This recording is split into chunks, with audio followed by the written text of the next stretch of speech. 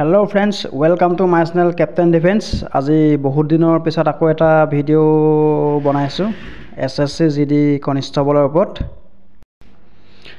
যি সকলে এটা ভাল মাৰ্কস পায় পাস কৰি আছে তেওঁলোকে আৰু বেছি দিন নাই খুব কম সময়ৰ ভিতৰত ফিজিক্যাল আৰম্ভ হৈ যাব। একদিন ভালদৰে প্ৰেক্টিস কৰা যাতে ফিজিক্যালটো ভালদৰে কোৱালিফাই হৈ আহা। এতিয়া বৰ্তমান তোমালোকে কাট অফৰ ওপৰত একো গুৰুত্ব নিদিবা যেহেতু কাট অফটো ফাইনেল কাট অফলৈ বহুত দিন আছে ভালেমান কিটা ষ্টেজ বাকি আছে তোমালোকৰ ফাৰ্স্ট ফিজিক্যাল বাকি আছে সেকেন্ড ডকুমেন্টস ভেৰিফিকেশন আছে থাৰ্ড মেডিকেল আছে তাৰ পিছতে নেক্সট মেৰিট লিষ্ট আহিব তালৈ বহুত দিন আছে গতিকে তোমালোকে কাট অফৰ ওপৰত একো গুৰুত্ব নিদিবা যি সকলৰ ফিজিক্যালৰ কাৰণে কোৱালিফাই হৈছে তেওঁলোকে ধুনীয়াকৈ ফিজিক্যালটো দিয়া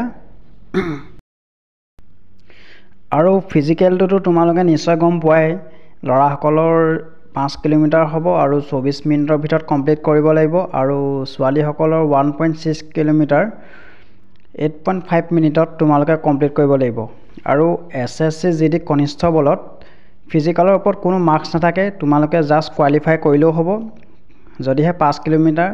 18-19 মিনিটত কোৱালিফাই কৰাজনক কোৱালিফাই হ'ব আৰু 24 মিনিটৰ ভিতৰত কোৱালিফাই কৰাজনক কোৱালিফাই হ'ব মানে ফিজিক্যালৰ কোনো ধৰণৰ মাৰ্কস নাথাকে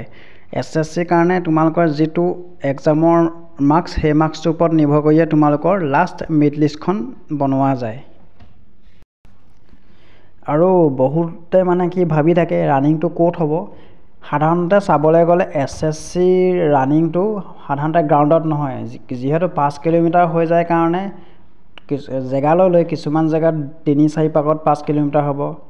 কিছুমানত এনেকুৱা ডাঙৰ ৰাস্তা দিয়ে ৰাস্তাত 4-5 পাক ঘূৰাই দিয়ে তাত 5 কিলোমিটাৰ হৈ যায় নৰমালি মানে গ্ৰাউণ্ডত প্ৰায় মানে SSC ৰানিং নহয় সব ৰাস্তাতেই হয় বুলি ক'ব পাৰি আৰু যিসকল ল'ৰা ছোৱালীয়ে ধুনীয়া এটা মাৰ্কস লৈ কোৱালিফাই কৰি আছা তেওঁলোকে চেনেলটো সাবস্ক্ৰাইব কৰি লোৱা যিমানখিনি পাৰো সহায় কৰিবলৈ চেষ্টা কৰিম নজনাখিনি বুজাবলৈ চেষ্টা কৰিম